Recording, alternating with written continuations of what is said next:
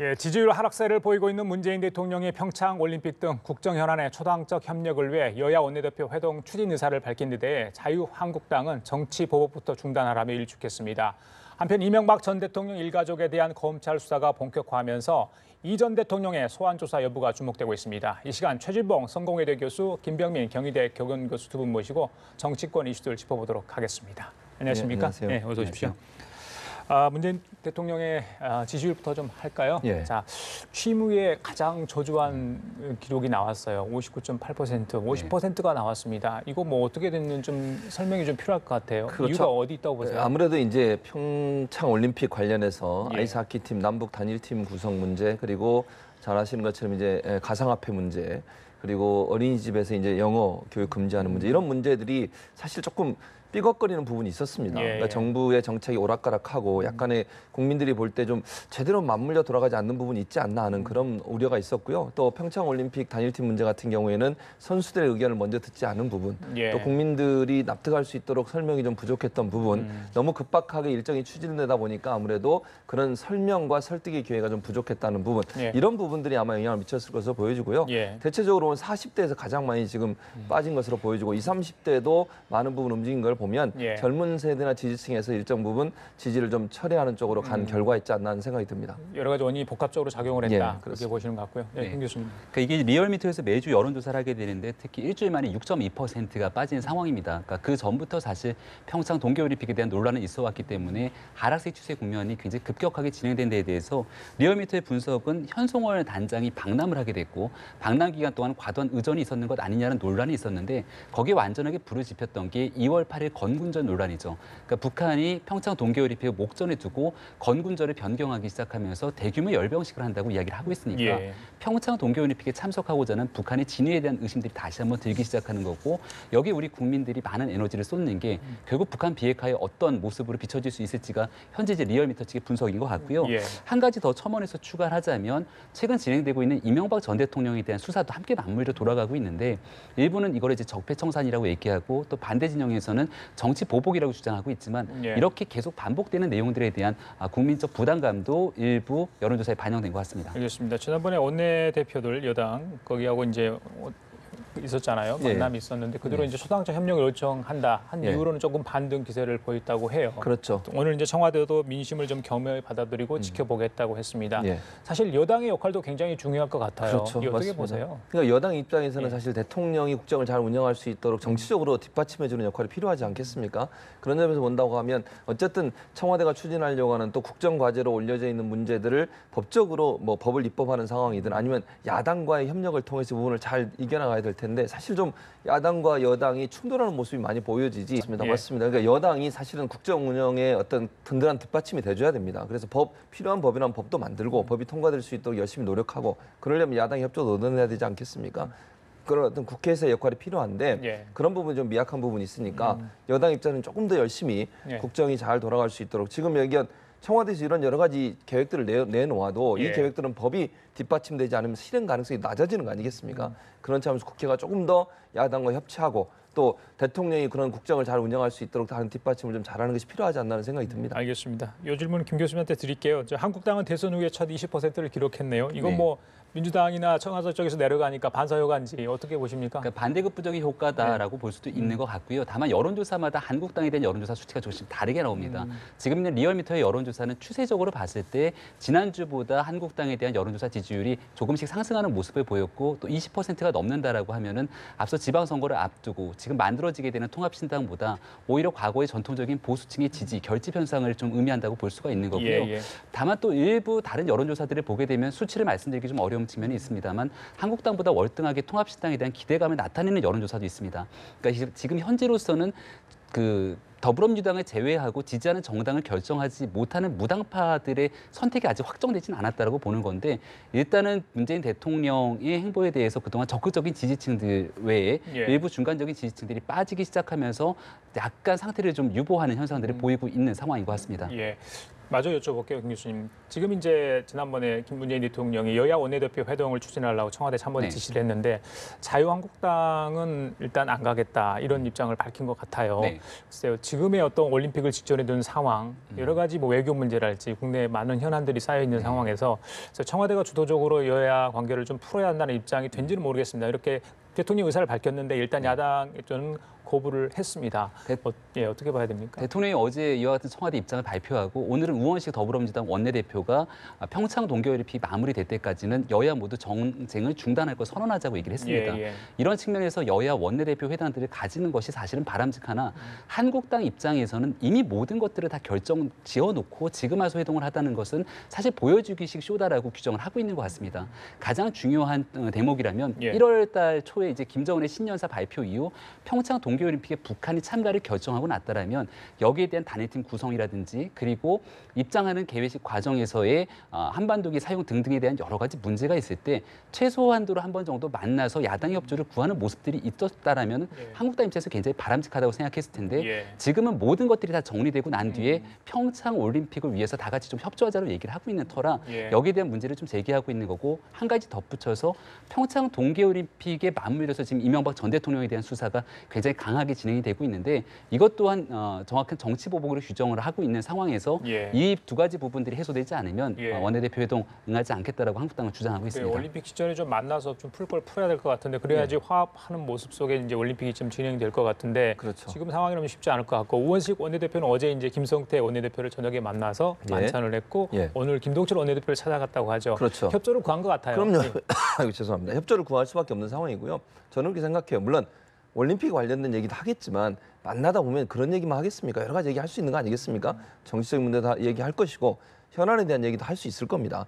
원내대표 대통령이 만나게 되면 그 자리가 꼭 올림픽이기만 하는 자리는 아니고 여러 가지 정치적 문제 사안들을 얘기할 수 있는 기회가 되기 때문에 자유한국당이 조금 마음을 여시고 또 우리 자유한국당 입장에서 정부에 요청하고 싶은 분도 있지 않겠어요? 또 불만이 있으면 불만도 얘기하시고 이런 자리를 만나서 대화하고 또 뭐 얘기하고 논의하고 토의하는 과정은 반드시 필요하다고 저는 봅니다.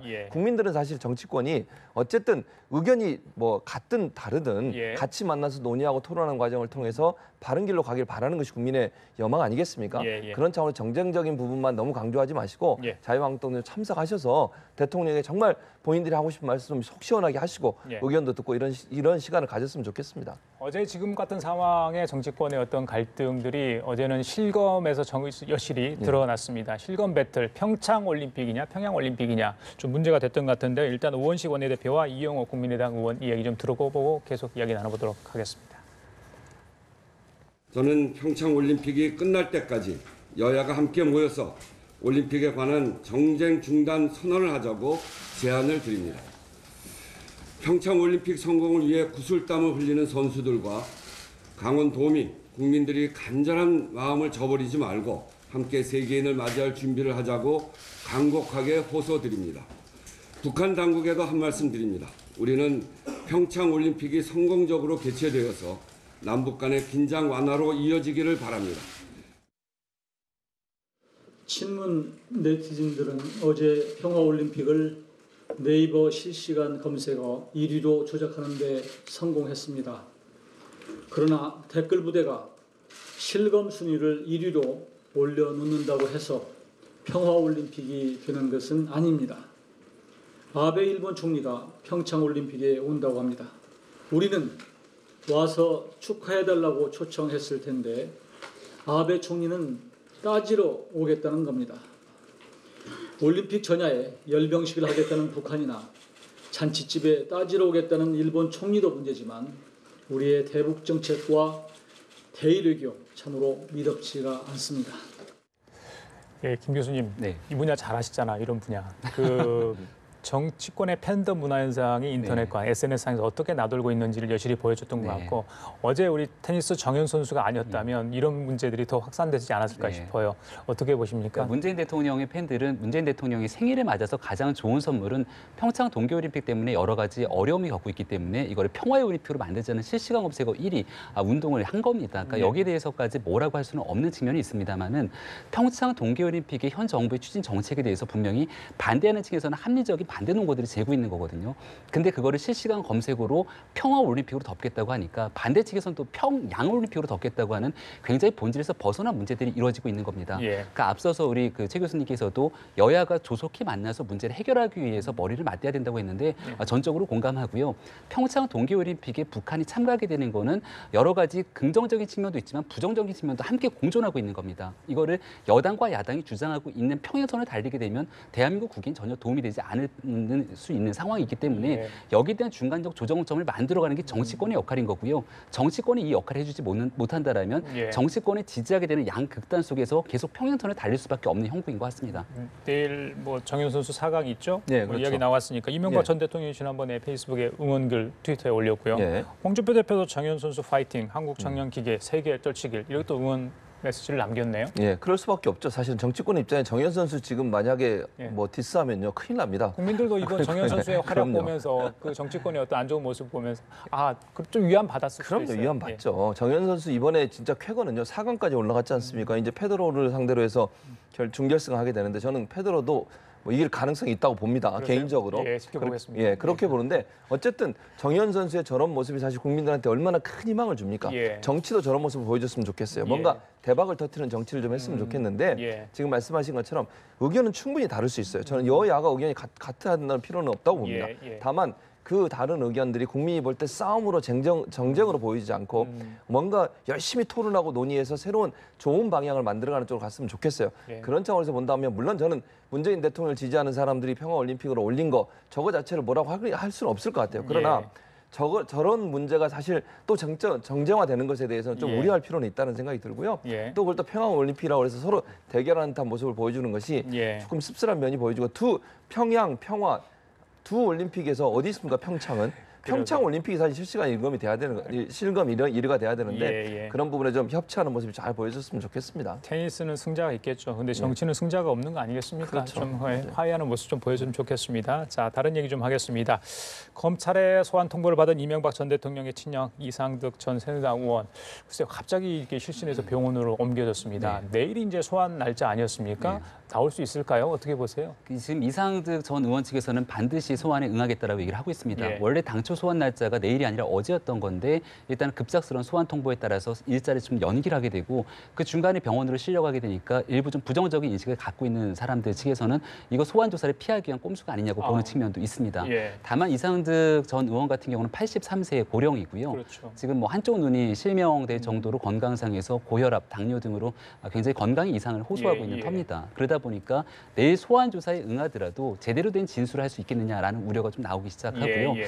당초 이제 이상득 전 의원 같은 경우는 국정원 특활비 수술을 하다 보니까 여기 대한 국정원의 특활비를 받아서 어디로 갔는지에 대한 예. 그 원세훈 전 원장이 보냈다는 특활비가 결국 이상득 당시에 가장 실세인 이상득 전 의원으로 가는 것 아니냐라고 얘기가 나오고 있는 건데 예. 또 일각에서는 노무현 전 대통령의 수사 비견해 보면서 이 측근에 대한 수사 그리고 가족에 대한 수사 결국 이 전 대통령의 수사로 가기 위한 길목에 있는 거냐고 비판하는 사람들도 있는 거거든요. 예. 그러니까 아마 내일 이 검찰의 소환 조사에 응하게 되면은 예. 분명한 혐의를 갖고 검찰이 이 소환한 이후에 예. 혐의를 포착하고 이것들을 입증하는데 주력하지 않으면 예. 여러 가지 뭐 정치 보복에 대한 프레임 등에서 또 휘말릴 수도 있는 가능성도 배제하기는 어렵습니다. 알겠습니다. 일단 내일 조사가 이루어질 좀 지켜보도록 하고요. 지금의 이명박 전 대통령의 심정이 상당히 궁금해요. 예. 사실은 뭐 가족 또 친척까지 다 이렇게 검찰 수사 선상에 올라 있는 상황 아니겠습니까? 그렇죠. 사면 초과에 몰렸다고 해도 과언이 아닌데 예. 지금 별다른 대응 특별히 하지는 않아요. 그렇죠. 이건 어떻게 보면 소환을 대비하고 있는 거 아닌가 예. 이런 생각도 해보거든요. 그럼요. 법적으로 대응하고 있다고 저는 봐요.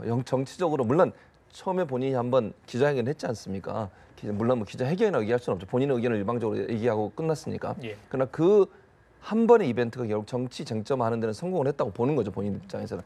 이걸 더 이상 얘기하면 얘기할수록 이게 뭐 정치 쟁점화되면서 여론이 악화될 가능성이 있다는 것을 분석한 것 같고요. 예. 그래서 지금은 이제는 법적으로 어떻게 대응할까 하는 부분들을 법조인들을 대상이나 아니면 뭐 측근들을 중심으로 해서 대응하고 있는 상태가 아닌가 하는 생각이 듭니다. 예. 일일이 하나하나 뭔가 얘기를 던지다 보면요. 예. 그것이 또 여론을 악화하는 요인이 될 수도 있거든요. 그런 차원에서 이명박 전 대통령은 그 대응을 일일이 하지 않으면서 예. 뭐 소환에 대비해서 어떻게 대답할지에 대한 대답을 준비하고 있는 게 아닌가 하는 생각이 듭니다. 그래요. 김수 하나만 더 여쭤볼게요. 어제 이제 이동영 전 다스 부회장이 조사를 받고 나갔어요. 15시간. 다스는 여전히 아버지 이야기를 했고요. 아버지 거다 이야기했고 그 위에 다른 이야기 뭐 녹취록에 나왔던 부분도 사실은 모르겠다까지 부인을 했는데 이번 이 다스 관련 의혹 수사는 어떻게 될 것으로 보십니까? 그러니까 어제 이동영 부사장이 소환된 거는 이 다스 비자금 조성에 관한 문제일 것 같습니다. 실소유주 논란과는 조금 무관하다라는 생각이 들고요. IM이라고 하는 다스 협력사의 최대 주주로 돼 있기 때문에 지금 검찰이 보고 있는 건 다스의 120억 비자금 이외에 또 다른 추가 비자금을 조성했을 가능성이 있다는 거고 그게 바로 여기 있는 IM으로 흘러갈 수 있는 가능성들에 대해서 아마 여러 가지 조사를 했던 거로 보이고요. 추가적으로 추가 비자금 의혹 외에 다스의 실소유주 논란이 또 핵심이기 때문에 오늘 검찰에서 추가적인 소환 조사를 이뤘던 게 이명박 전 대통령의 처남인 고 김재정 씨의 부인인 권영민 씨를 소환한 겁니다. 그러니까 이 권영민 씨가 상속세 납부에 대해서 여러 가지 석연찮은 부분들이 있는 건데 이러한 내용들에 대한 소환 조사를 통해서 실소유주가 사실은 이명박 전 대통령이 아니었겠느냐라는 얘기를 좀 검찰은 조사를 하려고 하는 것 같고요. 이 과정 속에서 권영민 씨가 어느 정도까지 의견에 대한 진술을 할지 여부가 사실 핵심 쟁점 두 가지를 같이 맞추는 과정이 있다고 생각이 됩니다. 알겠습니다. 자 마지막으로 두 분께 짧게 여쭤볼게요. 국민의당과 바른정당의 통합 얘기입니다. 뭐 시간 얼마 남지 않았는데요. 이제 통합 반대파는 민주평민당 아닙니까? 민주통합당? 민통일당. 네, 민평당이라고 그러죠. 민평당. 예, 맞습니다. 예전에 그 평화민주당하고 거의 다 이름을 바꿔 쓰는 상황인데 오늘 이제 호남 가가지고 창당 결의대를 하는 것 같고요. 오늘 안철수 대표와 유승민 대표는 대구를 갔거든요. 맞습니다. 글쎄요, 어떤 상징적 의미가 있다고 모르겠는데 앞으로 어떻게 좀 될 것 같습니다. 앞으로 뭐 저는 이거 뭐 건널 수 없는 강을 건넜다고 봐요. 저는. 그러니까 더 이상 함께 합치는 건 어렵다고 보고요. 두 당이 갈라지는 것은 거의 명확한 것이 아닌가 하는 생각이 들고 뭐 이제 안철수 대표나 유승민 대표 입장에서는요. 대구의 보수층을 좀 끌어안으려고 하는 것 같아요. 호남의 일부는 이미 이제 민주평화당이 만약에 생기게 되면요. 그쪽으로 일부는 흘러갈 것이고요. 그중에 일부는 남아있을 걸로 보거든요. 지금 호남 쪽에서도 제가 볼 때 의견이 좀 갈린 부분이 있으니까 그 부분은 어느 정도 정리가 됐다고 보고요. 자유한국당의 마음을 뺏겨 있지만 아직 명확하게 자유한국당을 지지하지 않는 보수층이 있다고 보는 거죠. 그게 대구에 있는 TK에 있는 보수층들을 일부 끌어들여서 세를 좀 늘리는 의도를 갖고 있다고 보여지고 그것이 바로 안철수 대표가 갖고 있는 중도의 어떤 이미지 이런 부분들을 바른정당 유승민 대표가 함께 내려가서 우리가 개혁적인 보수를 만들겠다고 하는 이미지를 만들어 줌으로써 갈 곳을 잃고 아직 정하지 못한 보수층들을 끌어안으려는 그런 시도를 하고 있다고 생각이 됩니다. 통합개혁신당에 몇 명이 갈 것인지 또 민주평화당에 몇 명이 갈 건지 이 중립파들의 선택에 달려있다 이런 지적이 많습니다. 그러니까 중립파가 어느 정도 참여할지에 대한 여부는 또 안철수 대표에게 공을 한번 더 밀었는데요. 안철수 대표가 전당대회 이전에 사퇴를 해라라고 주문했지만 안철수 대표는 그럴 가능성이 거의 없어 보입니다. 그러니까 안철수 대표와 유승민 대표의 공동대표 체제로 신당을 이끌겠다라고 하는 취지, 의지가 좀 분명히 보이는 것 같고요. 교섭단체가 구성이 되지 않더라도 이 민주평화당 같은 경우에는 성공 가능성이 저는 꽤 크다라고 보는 게 지금 현재 더불어민주당과 자유한국당의 의석수가 불과 얼마 차이가 나지 않고요. 여기다가 더불어민주당의 현역 의원들이 상당히 많은 숫자가 이번 지방선거에 출마할 가능성들이 꽤 있습니다. 그러다 보면 자칫 잘못하게 됐을 경우에 이번 지방선거에서 더불어민주당이 1번을 달지 못하고 출마할 가능성들이 존재하거든요.